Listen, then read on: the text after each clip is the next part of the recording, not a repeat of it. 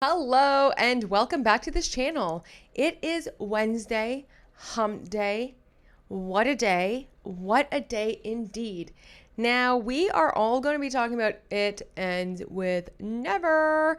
And if you're feeling a little bit of Blake Lively and Ryan Reynolds overwhelm and just fatigue, it's because it is tiring. They just won't stop. Just to let you know, on Monday alone, after I posted the video on Monday, over 20 things were filed in the docket of the court, in just one of the courts alone. Over 20. Okay, that was just on Monday.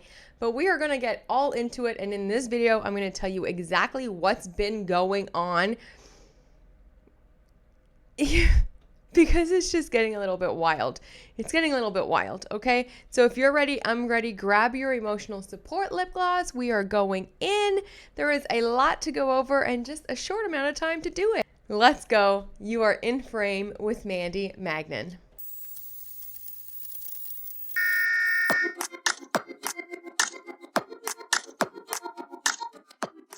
Did I see that Taylor Swift made an announcement for a new album? Yes. Do I care? No. Do I care that Ryan Reynolds 1 hour after said announcement posted on Instagram? Yes. Do I care? No. Am I aware that Blake Lively's PR team is working overtime on some of the most ridiculous PR to get ahead of anything to do with Taylor Swift in case she's dropped in an album? Yes, I saw it. Do I care? No. Let's talk about the court docket and everything that's been going on because this is bananas. And also, yes, thank you everyone that let me know and sent me all the messages. I made it into the court docket. Wayfarer watching my videos, okay? And we are going to talk about that too. I think the best way to go about this, honestly, for efficiency and time, so we're all on the same page here, is to bring up the court listener. I do want to bring attention to this on August 5th. Just keep it in the back of your mind. This declaration by Kristen E. Bender in a motion to compel the Wayfarer parties. Look at just this one docket. Every time I look at this, I think it's kind of overdoing it. A little bit of you hear? But like, look at that. It's just kind of, wow. That's all one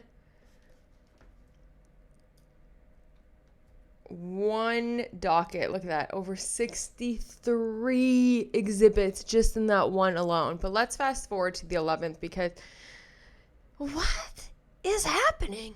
Straight away, starting off hard, we have an order here from the judge.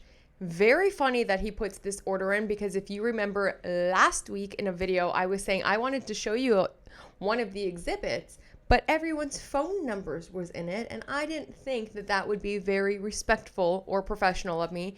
There was a lot of information in that. So he's made a couple of rulings here on Blakey having to redact people's personal information yet again. Then he has an order for Perez Hilton. We have a new lawyer entering the chat for Jed Wallace from Street Relations. And then surprise, surprise, Blake Lively files her letter with the judge, and it's a document. It's portions of the transcript that the Wayfarer people had, redacted, and the judge had ordered Blake Lively's team to just put in those 2 pages. And it doesn't give, to me personally, what everyone is thinking it's giving by admission of a smear campaign or anything. It's really like she can't answer a lot of questions because of the attorney-client.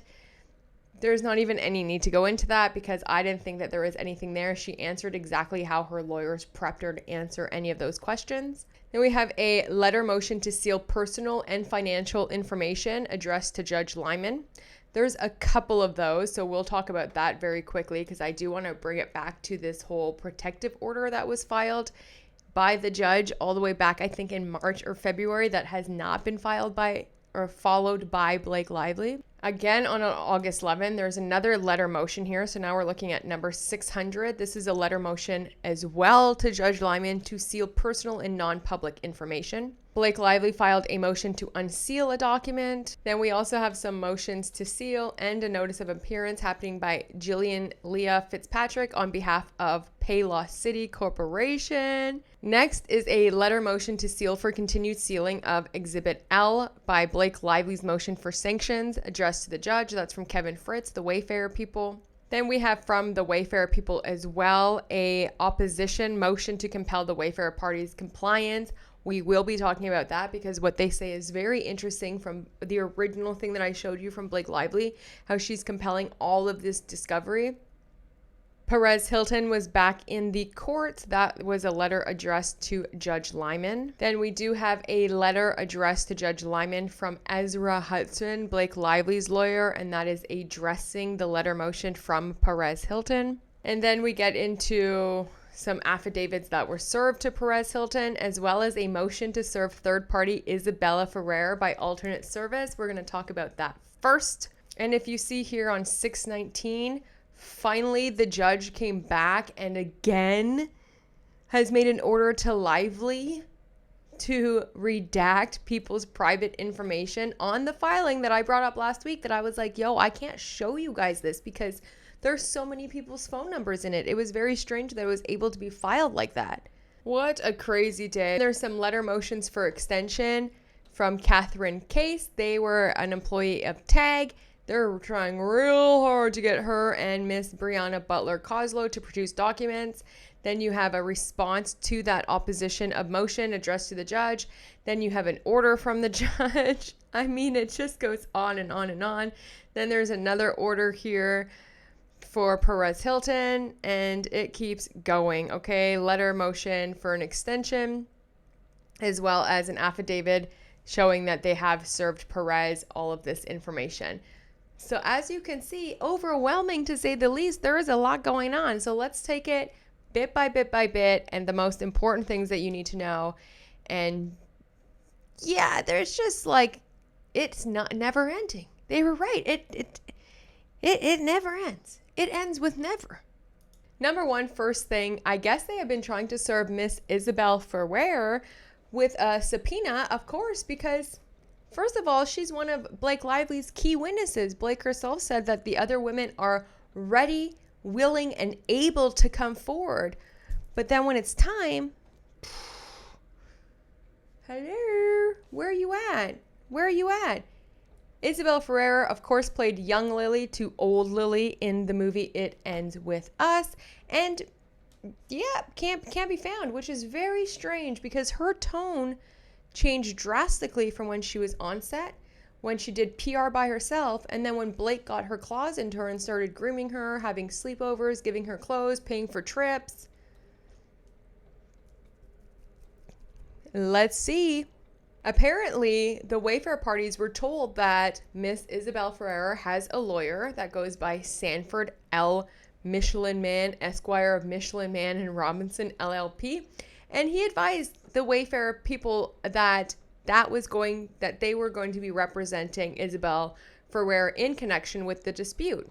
But then when it comes to serving the subpoena, no response. Can't find them. They've tried 5 different ways, even through her attorney.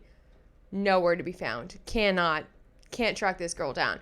But let me tell you, Blakesky, if you're able to subpoena over 107 content creators, best believe your little girlfriend is also going to get subpoenaed. I mean, duh, that just makes sense. Are all of your little people going to run and hide? You know, like, everyone's getting a subpoena, girl. Ooh, but I know why she's running. I know why she's hiding. And it's because of this. Number 4, request for production number 4. All communications between you and Lively relating to the film, any Wayfarer defendant, or the action. Yeah, you're gonna have to produce it. So what are they looking for from Isabel to produce through this subpoena? All documents relating to any discriminatory, harassing, retaliatory, inappropriate, or unwelcome action, conduct, or statement made during the production, editing, or promotion of the film. Sounds fair. Request production for number 2, all documents relating to any complaint, grievance, or report, whether formal or informal, oral or written, of harassment, discrimination, retaliation, workplace misconduct, or any other inappropriate conduct or statements made to any person during production, editing, or promotion of the film. All documents relating to any intimate scenes in the film. All communications between you and Lively relating to the film and any Wayfarer defendants or the action. All documents produced in connection with any subpoena in this action. All communications relating to Baldoni. And then all communications relating to Heath. Doesn't seem unduly burdensome. It's not out of the box. It's not out of nowhere. It makes total, complete sense. And this is why, because of the shift that she made her own from when she was alone to when Blake Lively got her claws in her. Of course, they want to talk to Isabela because as soon as she was wrapped, she had this to say to her lovely director, Justin Baldoni. This text message: hey, just got my film developed from when we were shooting, so here's this sweet pic. I also have to say thank you so much for an incredible experience on my first film. I still can't shake the feeling of it all because it was truly life-changing for me.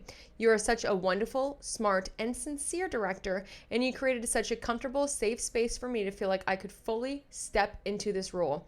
I couldn't have asked for a more welcoming environment. It will stay with me for the rest of my life. See you soon, whether in the fall or later. Hope you're doing well. Also on the set, when they were doing a little bit of B-roll and doing some interviews with the actors and stuff on set, she had this to say: what is the most rewarding part of being on the It Ends With Us set?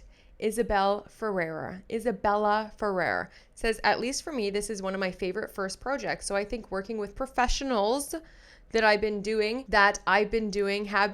this for a really long time, but also who are so open. The crew and Justin and all the actors that I've worked with have just been so open and welcoming. I've never felt belittled in any sort of way. I think just being able to come into set feeling seen and heard and feeling immediately comfortable and being able to just go in and do what I do and not have any anxieties or worries about how I might be, or I just feel very accepted, I think. Then the speaker asks, I'm going to ask you one last extra question, which is, how has it been working with Justin? She answers, OMG, so good. So good. He's been so generous with advice and overall in the entire process of letting me observe and really take in everything he's taken really good care of. I mean, everybody, it seems, and I think there's a lot that always is going on in production, and I think he has a really great method of just being able to keep things positive and find ways of uplifting and then going. And then there's also this look at that, and I feel like that's, as an actor who's also first starting, when you're trying to get used to everything, it's really important to have someone go that's really good. Okay, now let's look at this. And there's no patronizing. I don't feel not heard. I always feel like I can go to him and ask him for anything. I mean, our first phone call after I got the job, it was a FaceTime, and the first thing he said to me was like, whatever you need, whenever, call me. I immediately had his number. There was an immediate understanding that literally whatever, if I needed anything, I knew that I could reach out to him. And that was immediately such a comforting feeling that I wasn't just diving into something not knowing what was going to happen. Yeah. Y'all didn't deserve Justin Baldoni, I'll tell you that. Y'all women did not deserve Justin Baldoni. Or maybe it was because of this interview that they want to talk to her on top of everything else. I mean, my gosh. With him especially, like, how do you guys sort of prepare for, like, the intimate scene and, like, whether it's a kiss or whether it's whatever? I mean, we had a phenomenal, like, intimacy coordinator, Lizzie. She's worked on Bridgerton before, so she was extra careful with us at all times, but also there was just a lot of communication and, like, check-ins and making sure, like, how are you feeling, how's it going, and a lot of water, like making sure we feel like physically but also mentally well just while doing such intense scenes, because it takes a long time. It's a choreographed thing. You have to rehearse the choreography. It's like a dance, you know? Right. It's not just like, oh, I guess we'll do this and then it'll lead to that. Like, everything is so specific because it is so intimate that it can get tiring, but it was it was a great process, honestly. Yeah. And now let's just talk about the elephant in the room here for the last 2 days, that all of the Blakeskis and all of the stans and everyone that's pro Blake still, which I just cannot seem to wrap my head around because it doesn't make sense, but to each their own, everyone has their own level of delusion, I guess. However, everyone is losing it over this document, and it's an email from Katie Coslow, who worked at TAG, to Jamie Heath, Jennifer Abel, all of the people, and it's the social digital mitigation, and it's the whole plan of what they were supposed to do with Jed Wallace and how they were going to pay $30,000, and now people are saying, oh my God, this is proof of a smear campaign. Have you guys been following this case at all? Because we've had this information since day one, since Blake filed her first CRD complaint. Right here, Exhibit D in the very first thing filed, December 31st, 2024, from Blake Lively. This was her scenario planning that she got her hands on, and it says all of the things that is in the email. I'm not sure why everyone is so surprised about this, and I'm going to do a whole separate video about this scenario planning because nothing in it says smear. It is all about proactive PR. It's regular PR. It's regular crisis scenario planning, and it's all in defense, and all of the wording is like, if she does this, if Ryan Reynolds does this, if they do this, this is what we're going to do. But it was all about planting good stories about Justin Baldoni. Their main goal was to protect Justin, Jamie, Steve, and Wayfarer if, right, things would have been done. So this has already been out, so I don't know why everyone was like going crazy over this one email when you already had all the information right in front of you since the very beginning. This is it all right here, all of the scenarios that they were going to do, and we've had this information now for over 8 months. Well, close, damn near. But I do want to talk about something pretty important because it has been slacking in the courts, and Blake Lively and her counsel have done it so many times, and that is to show people's private information and phone numbers. No wonder why all of this content creators and everyone being subpoenaed don't trust her counsel. It has happened one too many times. I've spoke about it many times. I just spoke about it a few days ago when I was like, guys, I can't show you this attachment because there's tons of people's real phone numbers here. So now it has been brought to the judge's attention, okay, not only by Mr. Jed Wallace here. Actually, this is non-parties, Catherine Case and Brianna Butler Coslow. They respectfully submit this letter, motion requesting that certain personnel non-public information, specifically personal cell phone numbers and email addresses, be maintained under seal. On August 4th, Ms. Lively filed a motion to compel that attached as exhibits material produced or provided by Ms. Case and Ms. Butler Coslow that had people's information, confidential information on it. Duh! And then Mr. Jed Wallace as well is asking the court to keep some things under seal because there is private information on there from him. And this is Miss Lively's letter motion to compel. The exhibit contains Mr. Wallace's cell phone number, email, and Street's banking information. A copy of the proposed redactions are attached. This letter motion is unopposed. He goes on to say, noting in the relief sought by Miss Lively's turns on the premise order of digits in Mr. Wallace's phone numbers, his email, or his banking information, and Miss Lively identifies no justifiable basis for disclosing it. Revealing Mr. Wallace's personal cell phone number and email address publicly would put him to the risk of being personally harassed while disclosing Street's banking information, and it has its obvious risks, of course, obviously. What's really wild is Blake's lawyers, her attorneys, Michael Gottlieb, Ezra Hudson, as well as all the other attorneys, 8 plus, think of all the interns, all of the associates, everyone working on her case, they know better. They know better to put people's personal information, especially since they were the ones fighting for this protective order in the first place. So why do they have to wait until the judge tells them to refile certain filings with removing people's information? No excuse, tasteless, gross, disgusting, in my opinion. And he says on August 8th, Like, I've already called Blake out a couple of times when she does that, but on that one, I'm telling y'all, there was so many people's personal information. That's why I didn't show it. I did not feel comfortable. But on August 8th, counsel for Blake Lively filed letter motions to compel and an accompanied declaration in support of the motions. Exhibits D, E, and H to the declaration included personally identifying information, PII, in the form of personal phone numbers. Pursuant to its supervisory powers, the court ordered docket number 587 administratively sealed.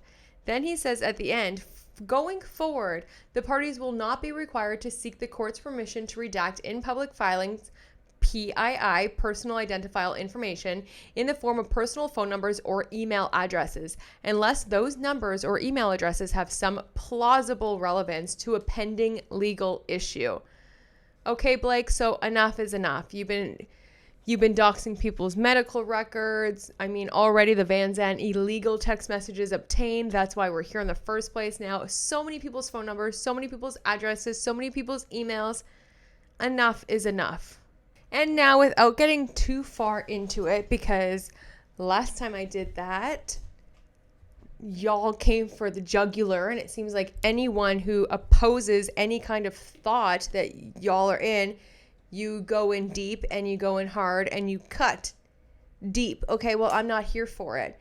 So as y'all know, Perez and Team Lively, they're battling. They're battling back and forth and back and forth. Perez did file a motion for a protective order, of course, because they showed pictures of his kids, and he just wanted to make sure originally from the beginning that his information would be safe. Then they filed an exhibit with his kids, which I thought were as disgusting. However, they could have redacted it. They could have blurred it out. They could have done anything. He came back and was like, yo, that's not cool. You showed pictures of my kid, da-da-da-da-da. Blake Lively's team came back and they filed a letter in response to that, and they are basically just saying that Exhibits C and D both reflect material that Mr. Hilton has publicly posted and continues to maintain on his own online platform, including the photograph he seeks to seal. As described below, Ms. Lively attached and cited both exhibits for the biographic information Mr. Hilton posted on his own public platforms, which is directly relevant to the substantive issues raised in Ms. Lively's filings. And the exhibits reflect the publicly accessible content available or immediately preceding the filing of this letter. Now, without being rude and without name calling, without going cray-cray, like really insane cult behavior, no offense, I love y'all, but okay, what do you think about this? Because I think they could have blurred out the photos. They did not have to post those photos. To me, it was low. It was kind of like, okay, Perez, he went low and Blake Lively went lower like she always does, okay? It was a game of like who's going to hurt who, it seemed like, and it has nothing to do with the case, in my opinion. So they're basically just saying, like, because it is public on his website and on his Instagram for 1 million people, 1 million of his followers to see, he put it out there. So we're just using publicly accessible information, which is kind of strange and relevant, and also a good argument, if I'm being honest, because aren't we all just saying that we're, using public accessible information to talk about the case and go over all the things? And, I don't think that it was necessary. And I think they could have blurted out, especially since Blake Lively is a mother of 4. That would have shown a little bit of decorum and respect, and on her part, it would have made her actually look a lot better to blur out the kids, but she didn't do that, okay? She didn't do that, and now they're saying, well, because it's already public, it's fair game, he put them on the internet first. They do say on the very last line here that Miss Lively does not object to and generally takes no position on Mr. Hilton's request to seal Exhibits C and D if the court finds such actions consistent with the court's protective order. So, like, they don't care. Yes or no, you can seal it, don't seal it, you do whatever you got to do. Now, without any further ado, let's get into my favorite part. Wayfarer, watching my videos. Yes! Wayfarer Jamie Heath sent my TikToks, along with Elsridge and Zach Peters, All three of us, however, not subpoenaed. Very interesting, right? That we're in the group text from Wayfarer, but we didn't get subpoenaed. Okay. Almost like they knew there was no smear campaign with content creators. However, yes, Wayfarer knows about me. Anyway, let's go into this exhibit because this, I gotta say, these text chains actually prove that they were not smearing Blake Lively, in my opinion, that they were just watching all the chatter, all the buzz, trying to figure it out, and they themselves were like, this is crazy. What are they doing? Blake's lying. This is nuts. If we didn't have this proof and this evidence, people would think it was just a crazy conspiracy. Attorney eyes only. Not anymore. We saw it. So this is coming from Street Relations. It's objections and answers to plaintiff's second set of interrogatories by Blake Lively. A little bit further down, because this is where he gets to like answer or not answer or let them know. It does say identify all persons with whom you communicated via signal concerning the digital campaign, Miss Lively, Mr. Reynolds, the film, or the consolidated actions. And then he says, subject to and without waiving its motion to dismiss for lack of jurisdiction and the above stated objections to the defendants, because remember, he's trying to get out of here. He's trying to move this to Texas. And he was already dismissed, but not Blake. She's got to get him back in there, you know. He says that the only person that he talked to was Melissa Nathan. In addition, Street's record indicate that Street was added to a signal chat with Brianna Coslow, Katie Case, and Melissa Nathan. However, that signal chat does not have any communications reflected within it. And Street does not recall having any signal communications with Ms. Coslow and Ms. Case concerning the social digital monitoring project beginning August 9th regarding It Ends With Us and its 2 stars. Identify all persons with whom you've communicated via iMessage regarding the digital campaign, Ms. Lively, Mr. Reynolds, the film, or the consolidated action. Again, why is Ryan Reynolds in all of this? Go away. You are not part of this case. That would be one of the first things I would be fighting if I was on the Wayfarer Party's team right now. Subject to and without waiving its motion to dismiss, he says the only person that he communicated with via iMessage is Jamie Heath and Melissa Nathan. Identify all email addresses and phone numbers that you or anyone acting on your behalf has used in any manner concerning the Wayfarer defendants, Brian Freeman, Liner Friedman, Tailmate Plus Cooley LLP, or anyone acting on their behalf from July 1st to the present. He just wrote an email and a phone number, which are redacted, but I'm sure it's just his phone number and his email address that he uses. Then they say identify all social media handles or aliases that you or anyone acting on your behalf has used in any manner on behalf of the Wayfarer defendants, Brian Freeman, Liner Friedman, Tailmate. I mean, they really think Brian Freeman is like at the top of this whole smear campaign. It's so funny. He puts one Instagram and one X account. Then they say identify any financial accounts used to make or receive payments in connection with services performed for one on behalf of any of the Wayfarer defendants, Brian Freeman, Liner acting from July 1st to the present. And he just wrote that he objects to this interrogatory because it is impermissibly attempts to infringe privacy rights and private information of Wallace and Street. Then they ask him to identify all Discord servers, Discord channels, Discord messages, etc., etc., etc. He says there are none. But then we go down some and he added all of the group messages that were done on Signal. As you can see, there was a total of 2 messages. It was 1 conversation. On the next, and it was Baldoni and Wayfarer. Then you go down here and there was 9 total messages. It was 1 conversation that was on January 25th. And you see here that this date was on August 8th. So that makes sense. But this one was, and then they didn't do another message like that again until January 25th of 2025. And it says, hi all. Why is the website deleted? Also access removed, I'm assuming for security reasons. Doc is hopefully downloaded somewhere. Are we talking about Google Doc or website? I had to make a new Google Doc. The one Rosa started wasn't saving. And I believe website was scrubbed because of all the info would need uploaded again anyway. The Google Doc. Yes, new Google Doc is with Jamie and Justin for review. And then we'll pass off to the rest, Mel, Jen, Legal, and then Rosa. Then Jed Wallace says something. It's redacted. Then Rosa says, okay, great. Or he does a voice attachment. Then Jed Wallace sends another voice message. And then Rosa says, hi, no, nothing on live on any website or in staging. We were asking about the timeline document that we were working on. That seems like the timeline of relevant events. That's their communication. Then you go into Exhibit 19, which is one conversation with 42 messages long. Here we go. Buckle in. This is Jamie Heath, Brian Freeman, Melissa Nathan, Jennifer Abel, Justin Baldoni, Jed Wallace. Okay, so then you have Zach Peters, and Justin Baldoni says crazy. So Jamie Heath sent him that video. Jed Wallace says, I love me some Zach Peters. Jed Wallace says, also a nice breakdown here. I hope everyone was having a beautiful family night. Jen Abel says, thanks for keeping track of all this. Jed, appreciate you. Jed Wallace says, likewise, the forensic guy put it all in the reports, but some I just enjoy more than others.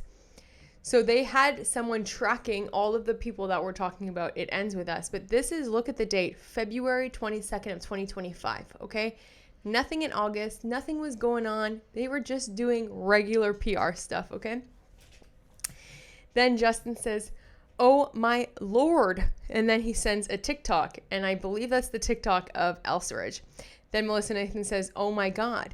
Then Jed Wallace says, B versus B does a B, domestic alone. Jen and Melissa said this was sent to Travis's agent.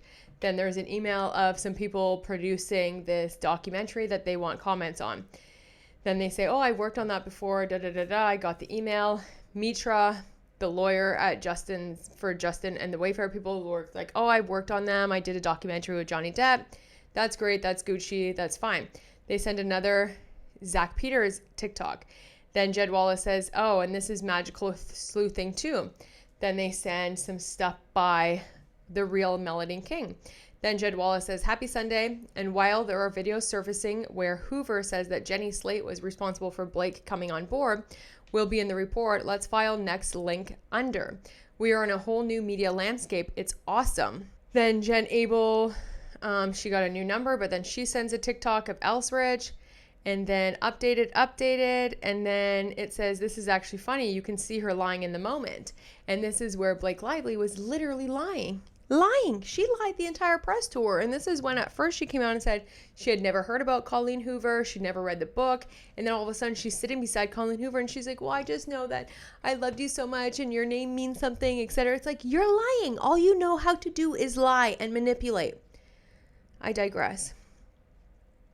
Then Jed Wallace says, this is the exact same playbook. They are out here mass reporting. Insane. Blake's people, bots, are mass reporting anyone talking about Blake and Justin, but pro-Justin. So if you're making videos anti-Blake and you're pro-Justin, they had bots mass reporting videos, apparently from Jed Wallace. Then Jamie, he said, it's almost like this woman was with them. Me. It's almost like this woman was with them. And now I'm going to show you the TikTok that I made that got Jamie Heath and Justin Baldoni's attention. Here it is. So apparently the Hollywood Reporter can't get its story straight. They did post that story that everyone talked about where it just said that Jenny Slate made an official complaint about Jamie Heath because he offered her a $15,000 reimbursement for her rental so that she could move with her toddler because she didn't like where she was living. So, but then he talked about the sanctity of motherhood. So then she made an official complaint to Sony. And then they redacted that story and they said that it actually was an official complaint. She was just complaining about it and it got back to Sony. And now they changed the story again back to the original where she did make an official complaint. And look, I just want to think I know what happened, and I'm just going to put this out there because this is my theory and this is alleged because it's just coming from me. I think what happened is there was no official complaint. I think what happened is a bunch of gossip girls. I think Blake got to them. I think they were on set somewhere and she's like, ew, like Blake was probably like, these men. And then Jenny's like, I know, they're so weird. Can you imagine that he even said, like, oh my God, being a mother is like the greatest joy ever. And then Blake was like, ew, he talked to you about motherhood? How could a man talk about motherhood? And then Jenny was like, I know, they're so gross. They act like these feminists. Ew, ew, ew. And then she's like, oh, a man should never talk about a woman being a mother. Ew, that's so gross. Did you know that he looked me in the eye when I had my tits out and I was breastfeeding? He looked me in the eye. Something like that. And then they got on board with this man-hating. Jamie Heath is a bad guy. Justin Baldoni's a bad guy because they're too nice. They're too nice. How dare he? How dare he offer you $15,000 so that you can move, so you and your toddler would be happy. Ugh. Ew. Ew. But then anyway, so I think it was just a little bit of Gossip Girls, you know, misery loves company. Man-haters are going to man-hate, right? Right? And then also what I think very interesting is then she did the same thing to Isabela. Because Isabela, young Lily, while doing her own press tour, talked about how comfortable she was on set, how safe it was for her, how they rehearsed it, how the intimacy coordinator was so amazing and patient, and it took a lot of time, but they made sure that she was so good every step of the way. She even texted Justin, you know, afterwards, saying how great the experience was and thanking him for being just so amazing with her. And then I think what happened is after shooting, Blake reeled her in, fancy dinners, nights out, Deadpool and Wolverine. She dressed her at every red carpet. And throughout those interactions, Blake was planting seeds. And maybe Isabela at first was like, no, he was so good with me. It was cool. And Blake was like, oh, he didn't do anything? Nothing? He didn't say anything? How was that shoot when you guys did nothing happened? And she's like, no, it was really cool. I mean, he even said like it was hot and stuff. And she's like, he what? He said it was hot? Oh my God. Did that make you feel uncomfortable? And she's like, no, it was fine. Like we were all like in it together. No one, you know, something. I think what these complaints are is that, and I think that it was Blake who then was filing, if any complaints were officially filed. I think that's why the names were probably redacted, because I think it was probably Bake Lively. Yeah, she fucking Delulu land, that's where she lives. Anyway, thanks for listening. Have the best day. I could sense a group of mean girls from a mile away. That clicky, misery loves company, bitter. Ugh. And that's exactly what Jenny Slate and Blake Lively gave me since day one. And the fact that Jamie Heath says it's almost like this woman was there with them means I was bang on, right on the money, baby. Then they talk about how an article, the headline was changed, which is a video I also talked about. Very interesting that they were able to change the title. And they hadn't even known that the title got changed or that they changed anything in this report. And it's the report about Jenny Slate making a complaint about the sanctity of motherhood. They hadn't even known it was changed if it hadn't been for our TikTok. So now they're like, this isn't fair. Are they able to do this? The fact that fans are calling this out and getting enraged is good, and without retaliation, notations of changes, footnotes, etc.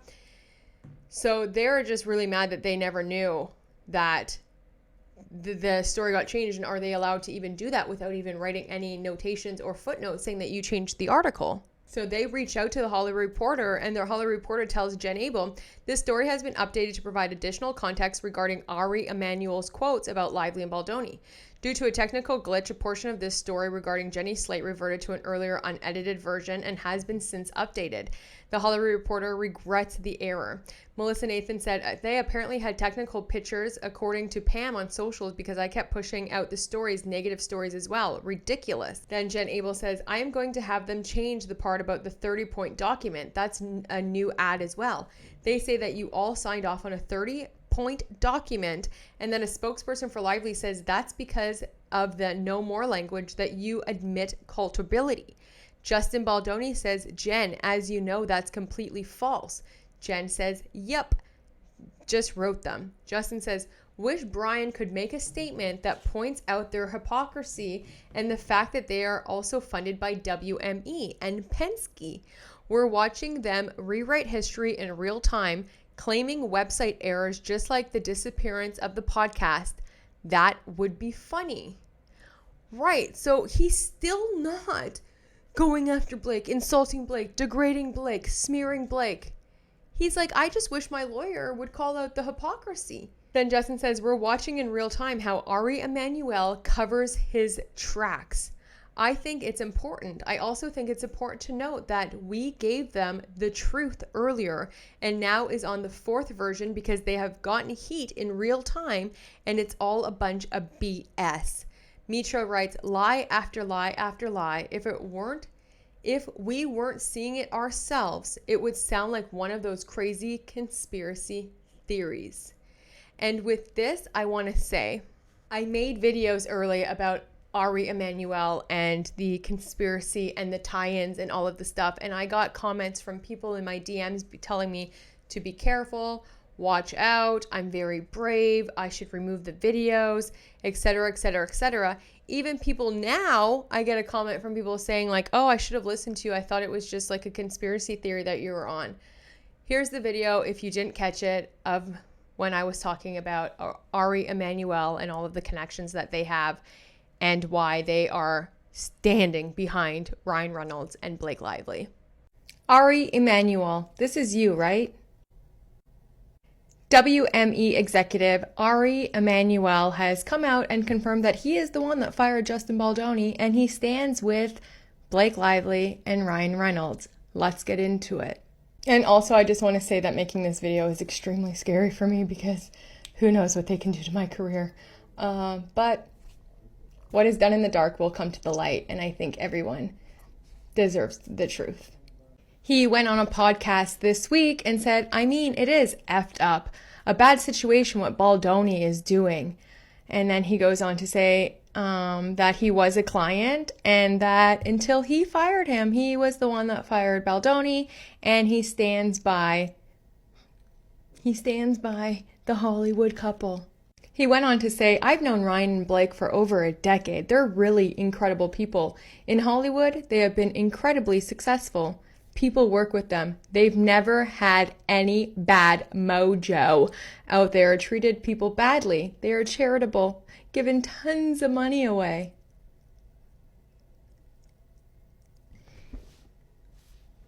Okay.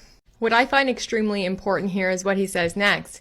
If what is alleged in her lawsuit that what happened on social media is true, just because she complained to the studio that things were unhealthy on the set and that he was the director and this man was the producer and they did to her what is being alleged, they're really bad people. She complained to the studio. But she never complained to you? The first thing an actor does after being on set is tells their agent how it was, how it wasn't, what happened, what's going on. And if you have any issues on set, you tell your agent and then they get a hold of the union. If it's a union set, if it's an indie, you kind of have to make a call for yourself. She reported to the studio but didn't report to you. That's interesting. And then he says, he's a ride or die for fake Lively and Ryan Reynolds. What I find very interesting, Mr. Emanuel, is in 2002, there was a lawsuit against you alleging that a pornographic website was operated out of Endeavor's offices and that you made racist and anti-gay remarks. You disputed those accusations, but you settled the claim for $2.25 million. And this is also you as well, right? When Terry Crews came forward about being sexually assaulted by one of your agents, you tried to keep the agent. And when Mr. Crews reported it to you, you offered to put him on a leave, and Mr. Crews told you that that's not good enough. He wasn't just SA'd, he was SA'd. And then you tried to say, well, with a 30-day leave, he would lose a lot of money, and asked if that would be enough, to which Crews responded, no. So then afterwards, he got his lawyers involved, Crews got his lawyers involved, and then you let that agent go who SA'd one of your clients. Also in 2021, you took on Sean Diddy Combs. You signed with him. And now I know a lot of people are going to be like, oh, well, Sean Diddy Combs, that whole stuff only came out in 2024. Nah, wrong. In 2015, Sean Diddy Combs' former personal chef filed a SH lawsuit against him, and that wasn't settled until 2017, I believe, and they settled for $90,000, but she claimed that for a year, Sean Diddy Combs and his team were being highly inappropriate with her. And then a few years later, you still signed him. Interesting. And then more recently in 2024, Vince McMahon, he resigned from being the executive chairman of TKO Group Holdings, the parent company of WME, after allegations of sexual misconduct. And at that time too, you just offered that maybe he stepped down because it wasn't a good look. So it just seems that you have had a run-in a lot with a lot of bad people and still decided to back them. It looks like you pick and choose who you're going to ride or die with. So it's not surprising that you're on the side of Fake Lively and Ryan Reynolds, considering Ryan Reynolds is like you're probably one of your biggest money makers. But yeah, interesting past. And that's just within like a Google search. I wonder what else is going to be discovered.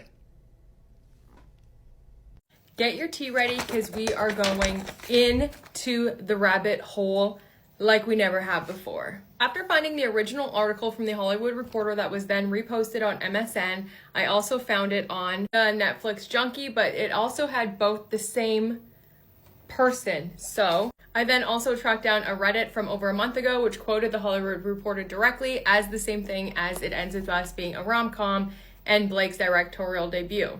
However, Wayback says that The Hollywood Reporter article has never been tampered with. It's always been the same since it's been published, which could be very true. Maybe these articles and these sources quoted it different. I don't really know. But today what we're going to talk about is The Hollywood Reporter, Ari Emanuel, and how they have ties together. And what set me down this rabbit hole is one of my followers, a girlie on here, said that she had purchased the original copy of The Hollywood Reporter, and actually does say that Blake is quoted as the producer and not as the rom-com director. But also that there is a woman on here who I never heard of before, and I'm not going to name her name, who's writing so hard for Blake, has quoted that Brian Freeman, Justin Baldoni's lawyer, has more pull with The Hollywood Reporter and in Hollywood than Ari Emanuel does. And then she sent me so much information that I had to research, and it gets juicy. Ari Emanuel has billions of dollars riding on Blake Lively and Ryan Reynolds coming out of this as the good guys and the winners. Ari Emanuel, the co-founder of Endeavor, already made a name for himself way before he joined with William Morris as being like super aggressive, a bully, and really changing a lot of rules that Hollywood used to stand by. Just to name a few: poaching top talent, diversifying beyond talent like live events, fashion, UFC, WWE, things like that, and inquiring like huge media plays, like negotiation deals, as well as risk-taking and expansion.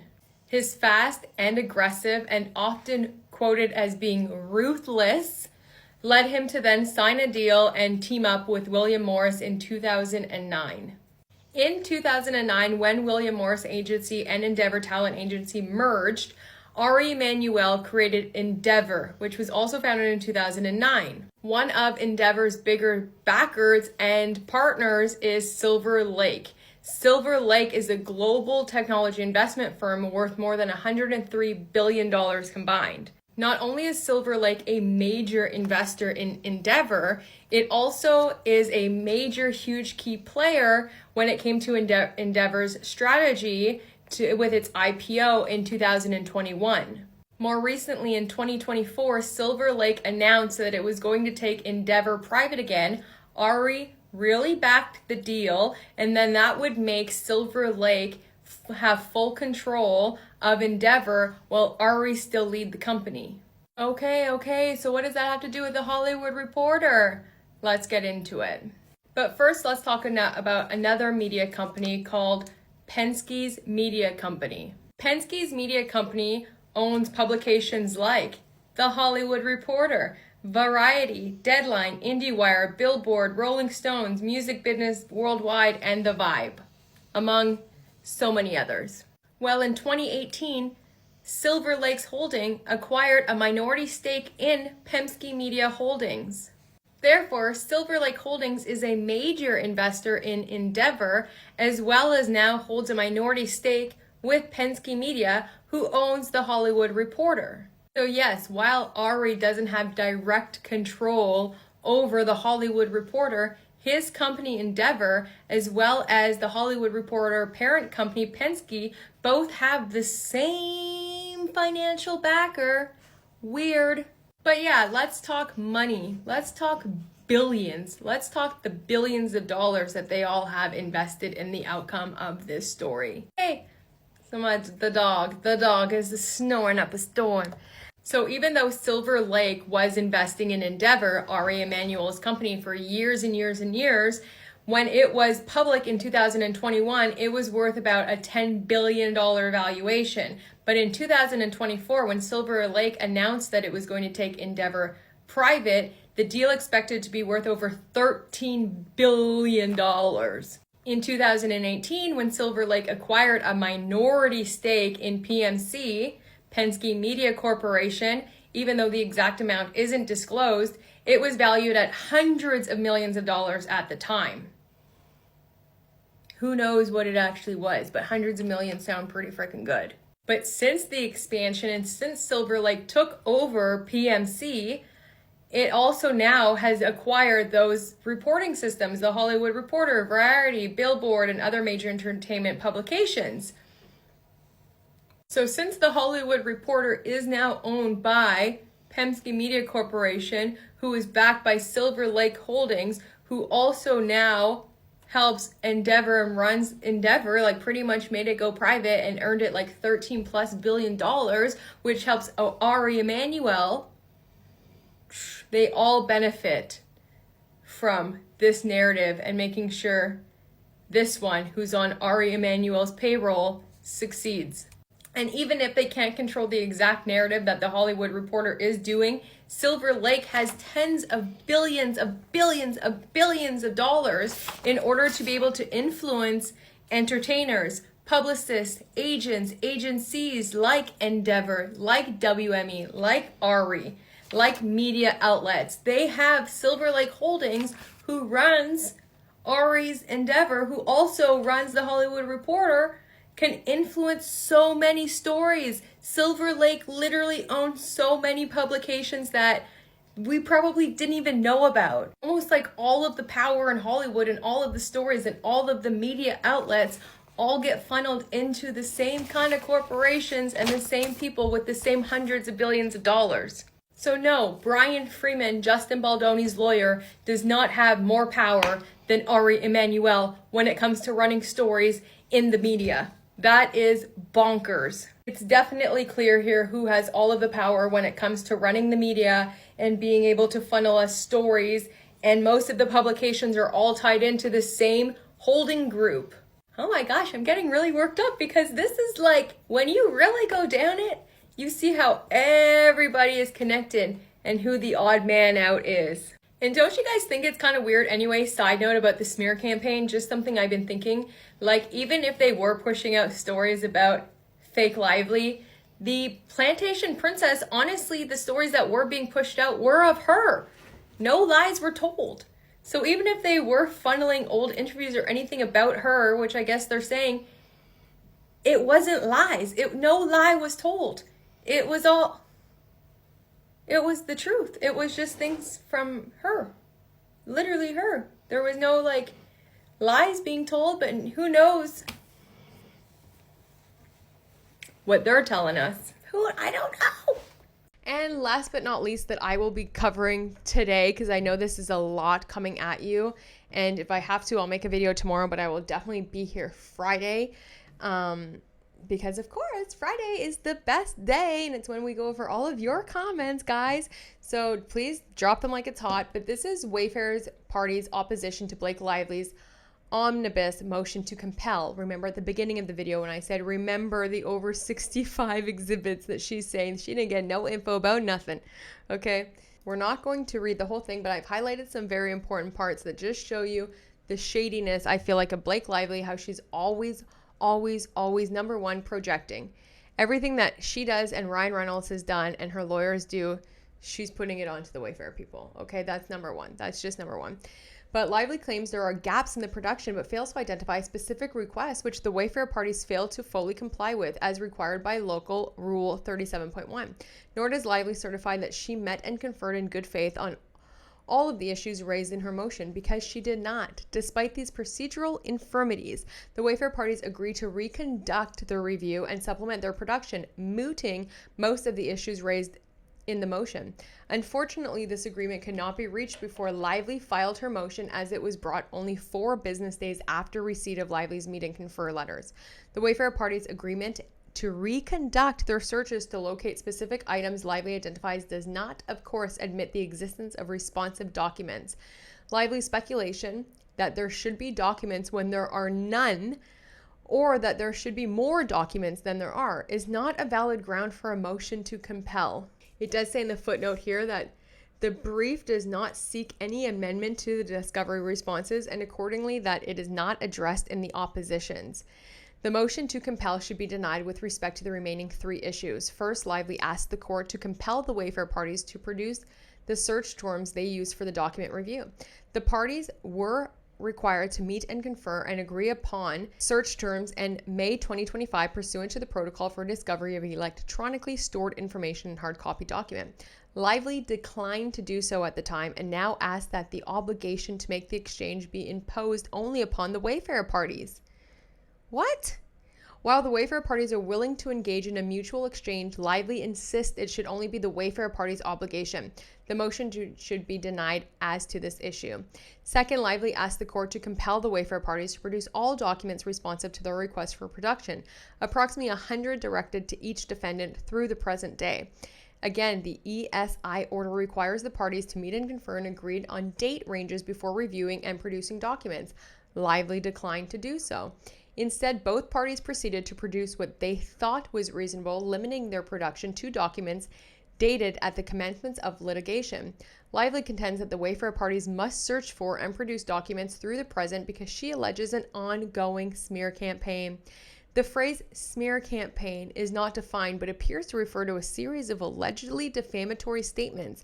If that is the case, then Lively should have, but did not, identify which specific request warrants extending to the date range beyond the commencement of litigation, as many of the requests do not address this subject. The motion must be denied at this issue. Third, Lively seeks to compel 2 categories of documents that are the subject of her pending requests for productions, answers to which are not yet due. The first category of documents are not yet due on Lively's request for all communications on the platform signal. This is the subject of Lively's most recent request for production, responses to which are not due until August 15th. Lively also seeks to compel Brian Friedman's communications with press and social media content creators. The court recently directed Lively to propound those requests on the Wayfarer parties. Lively has not done so. Thus, the motion is premature on the issue and the motion must be denied at this time. The deadline for substantial completion of document productions was July 1st, 2025 and completion production of July 25th, 2025.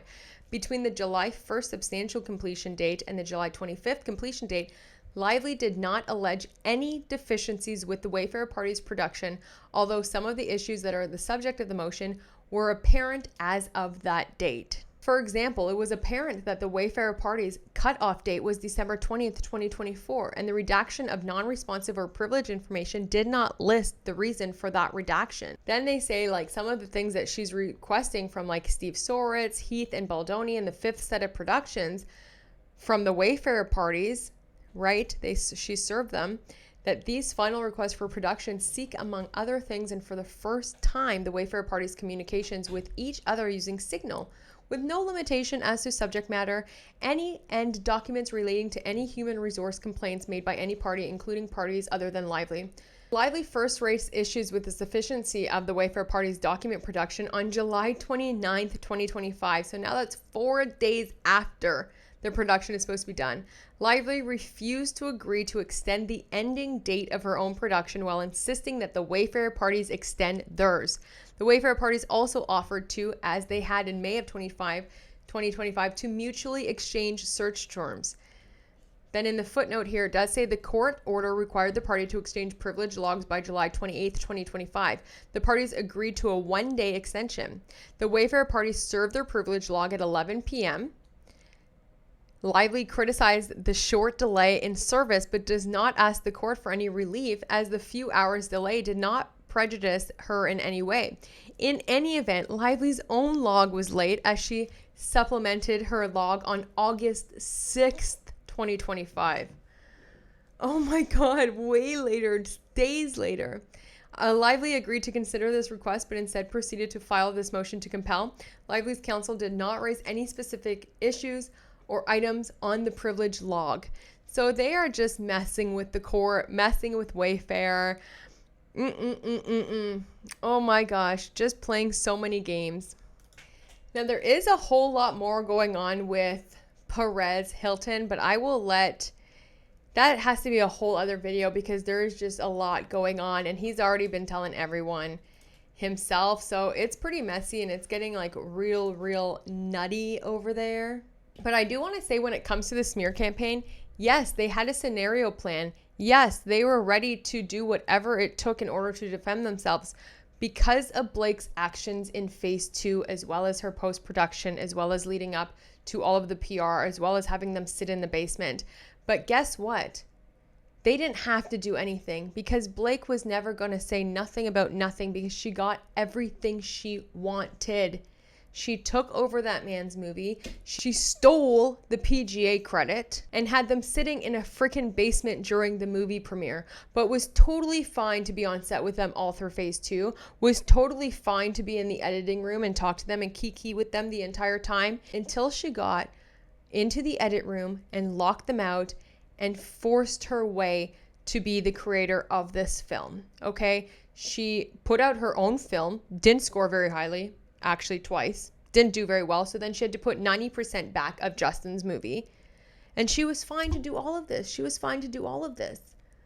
And she wasn't going to say nothing about nothing, because nothing happened that was so severe. She just wanted to have her moment. And now that Justin and Jamie and Wayfarer were gone into the basement, literally into the basement, she could shine. She could be the director and the movie producer and the girl that she's always wanted to be, with Hugh Jackman and Ryan Reynolds by her side. Okay, but they didn't have to do anything because she didn't say anything. She couldn't even talk about DV. She can talk about being violated as a woman, about abuse, about nothing that actual women go through, because she has been living in a box her whole life and has been sheltered and catered to and got princess queen treatment and never told no.